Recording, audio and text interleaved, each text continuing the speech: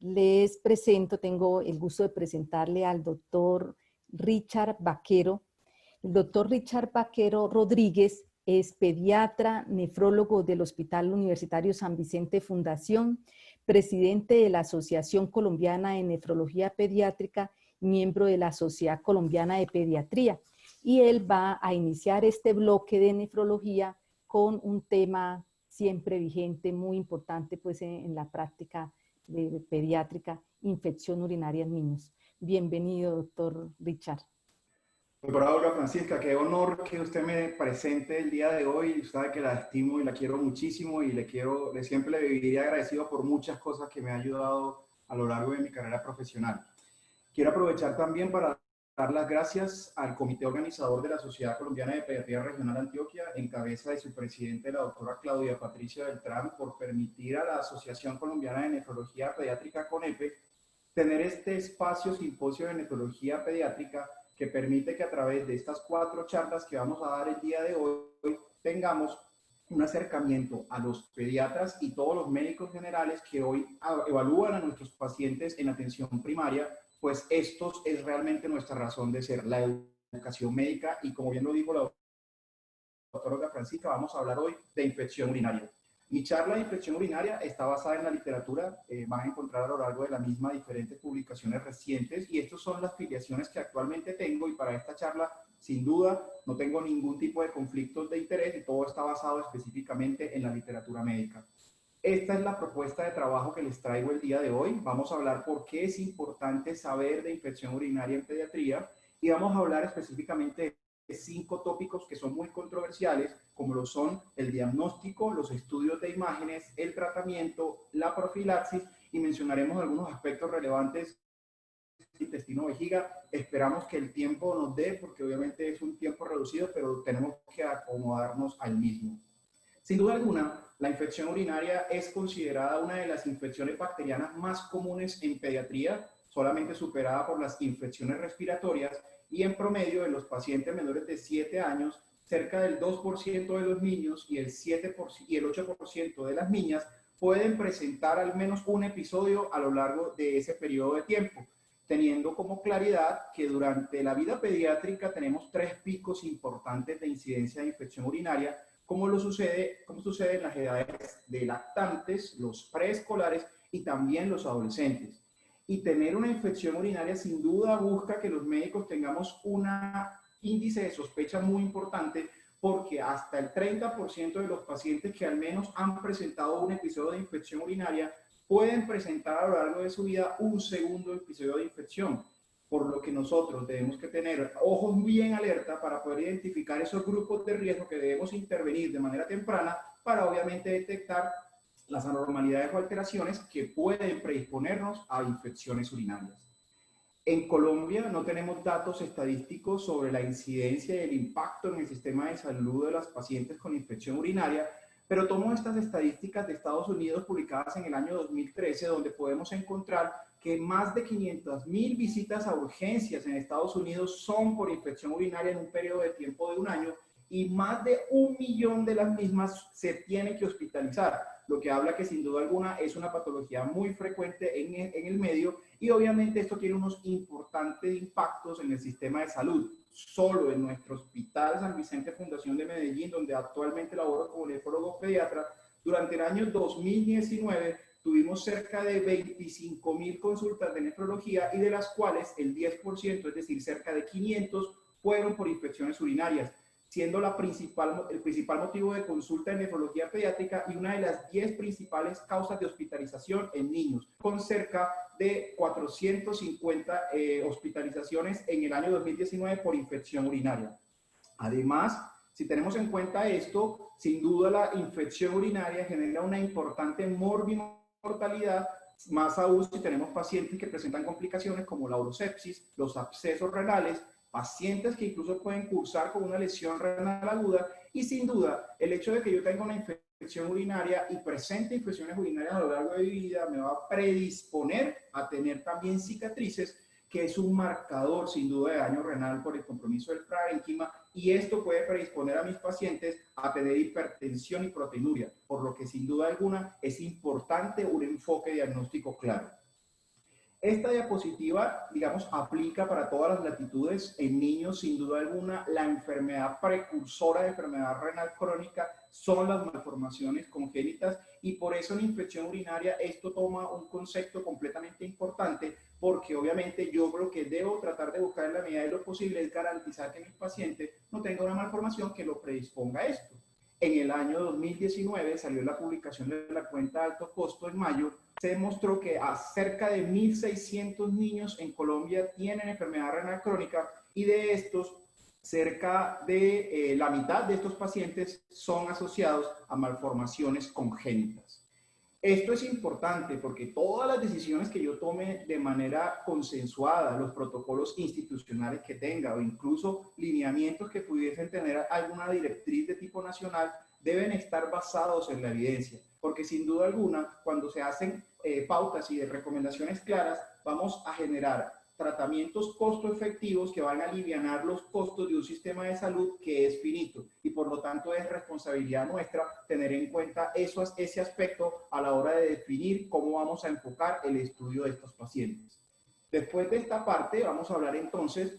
de los temas controversiales. Empezamos con el diagnóstico. Y aquí quiero hacer un énfasis importante en una triada que deben tener todos nuestros pacientes con infección urinaria. Nuestros pacientes con infección urinaria tienen que tener la triada de la clínica, que como saben ustedes tenemos infecciones urinarias altas y bajas con unas manifestaciones clínicas muy claras y conocidas por todos ustedes. El uroanálisis, que como ustedes saben lo conocemos como la biopsia renal líquida, pero que aporta unos datos importantes en especificidad y sensibilidad, como lo es la presencia de los nitritos y las estereasas leucocitarias, entre otros marcadores. Y sin duda alguna el urocultivo y la técnica como la tomemos y como la podamos interpretar. Estos tres marcadores deben estar presentes para el diagnóstico de una infección urinaria. Y hablo específicamente en esta diapositiva del urocultivo porque sin duda alguna, dependiendo de los métodos de recolección que conocemos, como ustedes los observan claramente en esta diapositiva, nosotros podemos tener un porcentaje de contaminación en cada uno de ellos, y además, basado en el conteo de unidades formadoras de colonia que estos pacientes tienen,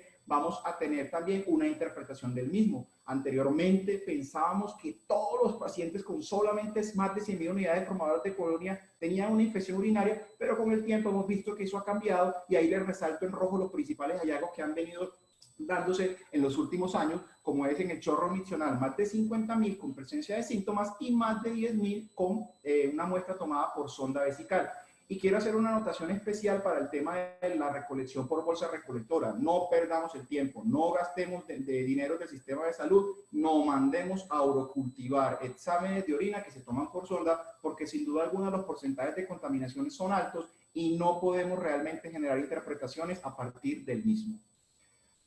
Algo que es importante tener en cuenta cuando hablamos de infección urinaria son las bacteriurias asintomáticas, que no es más que la presencia de urocultivos positivos en pacientes que no tienen ninguna sintomatología. Y la incidencia puede variar en pediatría más o menos entre 1 a un 2% por la edad y la técnica de recolección de la muestra, pero vemos en pediatría un grupo importante de pacientes que tienen estas malformaciones, como lo son que tienen este hallazgo, como lo son los pacientes con malformaciones anatómicas urinarias como la vejiga neurogénica, o aquellos que tienen dispositivos urinarios como catéteres WJ o vía urinaria instrumentada, como los pacientes que se realizan cateterismos vesicales intermitentes. Si no hay síntomas, no se deben tratar, y por lo tanto, el único grupo que probablemente requiere o se beneficia de algún tipo de tratamiento son esos que ustedes ven en ese cuadrito amarillo, donde son los pacientes inmunocomprometidos, donde resaltamos en nefrología los trasplantados renales, y aquellos que probablemente vayan a ser necesario llevarlos a procedimientos endourológicos. Dos cuestiones muy particulares que se presentan con regularidad en el diagnóstico también a veces es cuando tenemos urocultivos con crecimientos de 2 gérmenes, que sin duda alguna la gran mayoría de la gente piensa que son múltiples patógenos sugestivos de contaminación, y realmente eso es lo que normalmente tenemos que pensar, pero es importante tener en cuenta de la técnica de recolección. En el grupo de los lactantes es muy importante tener en cuenta la asociación de E. coli con Enterococcus, porque sin duda alguna esta sí puede ser una asociación relevante que pudiese tener un impacto importante en el manejo de estos pacientes y que probablemente sí debamos considerarla significativa y obviamente direccionar nuestro esfuerzo terapéutico al mismo. Y también quiero hablar mucho sobre lo que llamamos una hito atípica, que más adelante lo mencionaremos, porque sin duda alguna sabemos que la E. coli es la responsable de la gran mayoría de las infecciones urinarias en nuestro medio, pero existen otros uropatógenos que también tenemos, dentro de ellos Klebsiella, Proteus, Enterobacter y otros, que necesariamente de manera aislada, sin otro de las definiciones de infección urinaria típica, no deberían considerarse exclusivamente como un criterio para considerar el uso de las imágenes diagnósticas, y eso obviamente ha cambiado en el tiempo, y aquí les dejo como algunas referencias bibliográficas que están mencionando específicamente este aspecto. Entramos a un tema, digamos, bastante tenso, que es el tema de las imágenes, porque sin duda alguna yo creo que es lo que todos los pediatras preguntan, todos los médicos preguntan: le hago eco, le hago cisto, le hago gamografía. Y quiero centrar el estudio y el enfoque de las imágenes en nefrología en estas dos definiciones, en lo que es una infección urinaria recurrente y en lo que es una infección urinaria típica. La definición no la voy a mencionar, ustedes la encuentran básicamente en esa diapositiva, que me gustaría mucho que le tomaran una foto y se la llevaran a su casa y a su práctica clínica, pero especialmente en infección urinaria típica debemos recordar que nosotros debemos solicitar a nuestros pacientes creatinina sérica y recordar que los niños, dependiendo de la edad, van a tener valores de creatinina sérica que son muy variables, por lo que la interpretación de este mismo pudiese tener un valor importante para poder hacer una definición de infección urinaria típica. Y obviamente ya hablamos sobre la manera como tenemos que interpretar el germen en un contexto diferente a E. coli, que donde esperamos que además haya alguno de los otros criterios de infección urinaria atípica. Estos es como el último artículo publicado en el año 2019, donde se hace un resumen básicamente de las principales guías que existen hoy en día de práctica clínica sobre el manejo de las infecciones urinarias, y podemos encontrar que dependiendo de la guía y del grupo de edad existen unos criterios que pudiesen eventualmente tener alguna indicación de uso de imágenes en pediatría. Pero nosotros básicamente volvemos a generar la indicación específicamente en esas tres condiciones: una hito atípica, una hito recurrente o una ecografía prenatal alterada y o una ecografía postnatal alterada, y vamos a hablar un poco más sobre las indicaciones específicas de las imágenes. Tenemos que tener en cuenta que las guías, cada una tiene diferentes indicaciones, pero miren que todas confluyen en estas tres indicaciones. Con la ecografía, sin duda, es muy económica, es barata, es disponible, no irradia, no es invasiva. Y de todas las guías que nosotros vimos en el texto que les mencioné anteriormente,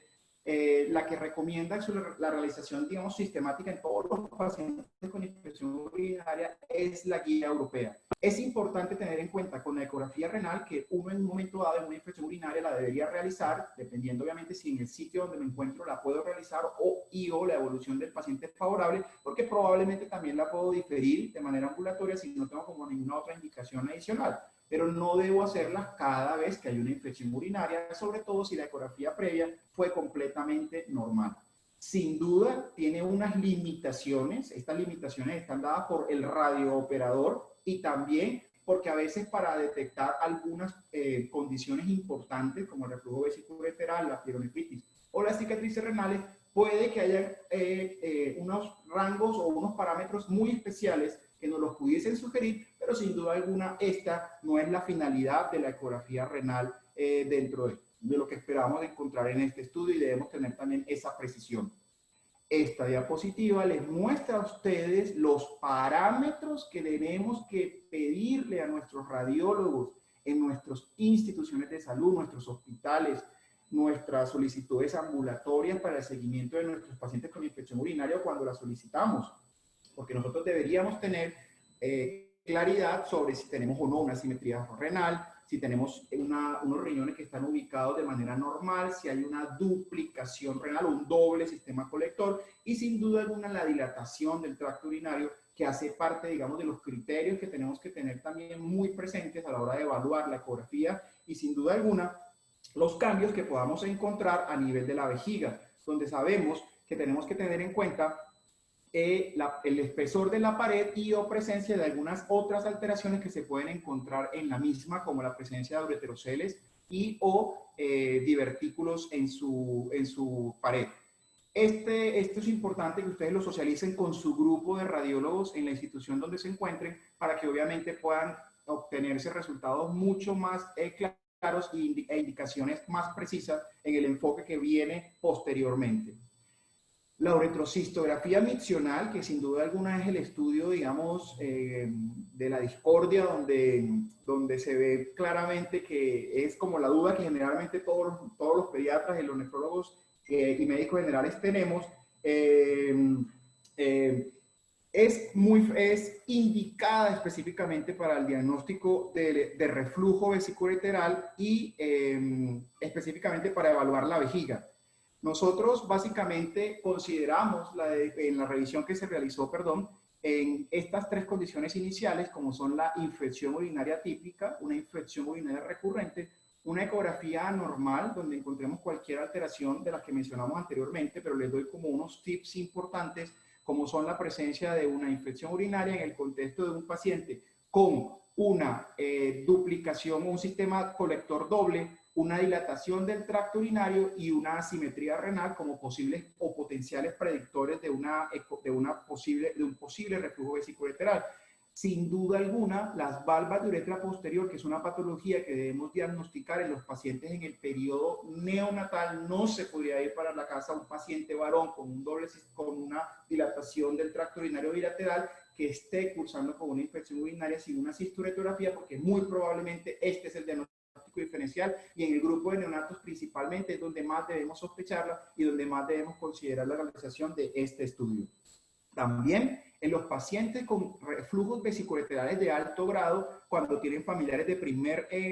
grado de consanguinidad, como lo son, por ejemplo, los niños, hermanos o padres del mismo. La cisto tampoco la tenemos que repetir si el estudio previo es normal, y realmente es importante que si lo hacemos y está normal, quedemos ahí básicamente con que no tenemos que volverlo a hacer, a menos que en el tiempo o en el seguimiento encontremos alguna indicación importante para hacerlo.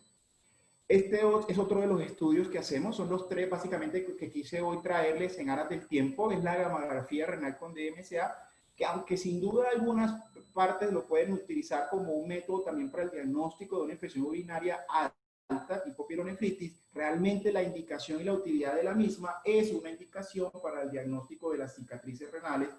porque nosotros debemos realizarla generalmente después de 4 o 6 meses después de una infección urinaria, y las indicaciones ustedes las encuentran acá, que son muy parecidas a las indicaciones de la uretrocistografía miccional. Es importante tener en cuenta que la ecografía, además, la gamografía renal con DMSA me va a aportar también una información relevante cuando tengo ecografías con hipoplasia renal, cambios de displasia renal y o también defectos de fusión, como por ejemplo los pacientes que tienen riñones en herradura o riñones en torta, porque la gamografía permite también determinar específicamente estos hallazgos, y es importante también tenerla en cuenta en este enfoque. Así que recuerden, 4 a 6 meses luego de la infección, tampoco es que ahora después de cada infección tenemos que hacer una gamografía, cada caso es particular y las indicaciones están precisamente descritas en esta diapositiva. Estas son las recomendaciones del Colegio Americano de Radiología, que lo publicaron en el año 2017, donde ustedes pueden observar en ese artículo que ellos hicieron unas recomendaciones también por grupos de edad, y si bien no lo voy a traer para hablar específicamente de las recomendaciones en cada uno de los grupos de edades, quiero simplemente traerlo porque ustedes tienen que ver que sin duda alguna la uretrocistografía miccional y la gamografía renal con DMSA son estudios que tienen una importante exposición a radiaciones ionizantes importantes en estos pacientes. Entonces, esto debe tenerse muy en cuenta a la hora de indicar cualquiera de los estudios, pero sin duda alguna, si el paciente tiene una indicación clínica claramente identificada como cualquiera de las que mencionamos anteriormente, debemos obviamente solicitar el estudio, pero siempre obviamente darle una explicación clara a la familia sobre el mismo. Ahí observan ustedes ese riesgo, ese nivel de radiación relativa en grados y los milisieverts que en pediatría se presentan, donde debemos resaltar que en promedio nosotros tenemos cerca de una exposición a 0.3 milisieverts mensualmente. Vamos a llegar a la parte del tratamiento. También es un tema muy controversial. Nosotros básicamente para iniciar un tratamiento en un paciente con infección urinaria tenemos que tener en cuenta estas premisas. La edad, un mensaje muy importante: menores de 3 meses no podemos dar tratamientos orales. Esto incluye obviamente neonatos y lactantes de ese grupo de edad. Todos los pacientes por encima de esta edad pudiese, si su condición clínica lo permite, recibir tratamientos orales. La clínica es muy diferente un paciente con una condición clínica de severidad a un paciente que probablemente, a pesar de que esté enfermo, tenga una condición clínica estable que permita obviamente que yo pueda considerar un manejo ambulatorio. La epidemiología local, y quizás aquí es donde de pronto podemos estar fallando en algunas latitudes, porque nosotros debemos conocer los gérmenes más comunes en nuestro medio y también los aislamientos microbiológicos que más comúnmente tenemos y la sensibilidad del mismo. También si tenemos una infección urinaria alta o baja, la tolerancia a la vía oral y la adherencia al manejo y tratamiento, obviamente aparte de las condiciones sociales y todos los demás criterios de hospitalización que yo sé que ustedes conocen de manera muy detallada. Aquí les quiero compartir básicamente los aislamientos más comúnmente relacionados en el Hospital San Vicente Fundación, donde podemos observar que cerca del 80% de las infecciones urinarias en nuestro medio son producidas por la E. coli y la Klebsiella pneumonia, donde vemos incluso que en comparación con el año anterior han disminuido paulatinamente, pero son los gérmenes más comúnmente asociados. Y aquí podemos observar también la sensibilidad específicamente de E. coli, donde vemos que sin duda a amicacina la sensibilidad es muy buena y el porcentaje de resistencia a BLE es menor al 20%, aunque se ha incrementado en comparación con el año 2018. Esto es importante porque basado en esto, yo puedo definir ajustes a los protocolos institucionales y los invito obviamente a que hagan este ejercicio con sus bacteriólogos y con sus equipos de infectología o microbiología que tengan en las instituciones de salud donde ustedes laboren. La iniciativa Germen, que es un grupo multidisciplinario que básicamente lo que hace es una vigilancia epidemiológica de las resistencias microbianas y la susceptibilidad a antibióticos en toda el área metropolitana y algunos municipios del oriente antioqueño, también realiza el mismo trabajo basado obviamente en la información que las diferentes instituciones informan. Y aquí podemos observar que en todo el Valle de Aburrá nosotros más o menos tenemos una muy buena sensibilidad a amicacina y por eso en general, en la gran mayoría de las instituciones de salud de Antioquia, este se constituye como uno de los antibióticos de primera elección en nuestro medio, basado obviamente en estas premisas. Es importante tener en cuenta que los pacientes con infección urinaria pudiesen tratarse con tratamientos tanto orales como endovenosos y que no existe una diferencia en la efectividad de uno o el otro, sino más bien la condición clínica del paciente es la que va a definir cuál es el tratamiento que yo voy a realizar. Siempre hay una pregunta: ¿cuánto le doy? ¿Que 7, que 10, que 14? Usted puede dar entre 7 a 10 días para una pielonefritis aguda y tratar en la medida de lo posible de dejar el número de los 14 días para pacientes que tengan pionefrosis, abscesos renales o que hayan cursado con urosepsis, donde probablemente los gérmenes, el tratamiento, inicial de manera empírica probablemente pueda ser cefepime, piperacillina, tazobactam, ajustándolo dependiendo obviamente del aislamiento microbiológico que tengamos. Y mencionamos también una cuña específicamente por Astreonam, que es un monobactámico que usamos también con regularidad, en que lo usamos normalmente en pacientes como primera elección con alguna nopsa renal o un compromiso renal crónico, y amicacina obviamente siempre evaluar la función renal de manera previa. La profilaxis, que es el tema que quizás que sigue en estos 3 minutos que nos quedan, sin duda alguna es otro de los temas más controversiales, y este es el último metaanálisis de Cochrane publicado en el año 2019, donde se recogió información de un poco más de 16 estudios con más de 2.000 pacientes, donde sin duda alguna demostraron que aunque existe un beneficio en la reducción de las infecciones urinarias, sobre todo en aquellos pacientes con infecciones urinarias recurrentes, el beneficio es muy pequeño si lo comparamos con el riesgo de resistencia antimicrobiana, por lo que sin duda alguna esta indicación está básicamente con evidencia clara para pacientes con reflujo vesicoureteral de alto grado, es decir, grado 4, grado 5, o pacientes con infecciones urinarias recurrentes que tengan factores de riesgo que puedan modificar, como la disfunción intestino-vejiga, que es lo que voy a hablar en las últimas 2 diapositivas que continúan, el estreñimiento o cualquier otro paciente en el que yo esté sospechando un reflujo de alto grado que aún no tenga los estudios destinados. Los invito a que revisen este artículo de un grupo de compañeros nuestros de la Asociación Colombiana de Nefrología Pediátrica, donde se hizo una revisión muy detallada de este tema y se mencionan las dosis tanto para profilaxis como para el tratamiento de la infección urinaria, y por eso les anoto las referencias para que lo tengan, y eso hace parte de las publicaciones de nuestra Sociedad Colombiana de Pediatría. Y ya en estas últimas 2 diapositivas vamos a hablar específicamente de la disfunción intestino-vejiga, que básicamente ha cobrado una importancia fundamental en la última década y sin duda alguna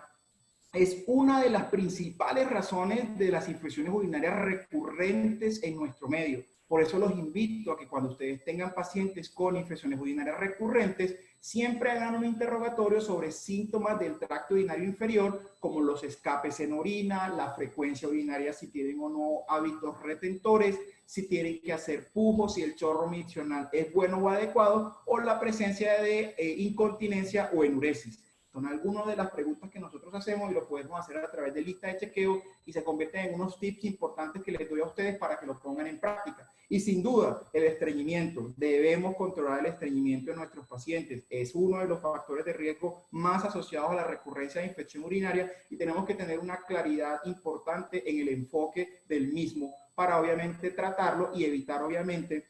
necesidades de otros manejos adicionales o profilaxis de manera prolongada. Si no corregimos esto, probablemente las infecciones urinarias se sigan presentando.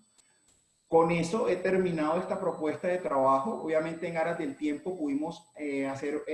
una rápida revisión de algunos de los aspectos. Sin embargo, quisiera obviamente dejarlos con esta imagen aérea del Hospital Universitario San Vicente Fundación, donde yo trabajo, institución con más de 100 años de funcionamiento. Y le dejo también ahí las redes sociales de nuestra asociación por si quieren también estar informadas sobre los eventos que realizamos. Y cualquier otra pregunta que tengan, obviamente la podemos utilizar a través del chat a continuación y o ahí están también los correos electrónicos por si cualquier otra necesidad que tengan. Les agradezco realmente el espacio nuevamente y muchas gracias por su atención y asistencia a este importante evento organizado por la Sociedad Colombiana de Pediatría Regional Antioquia.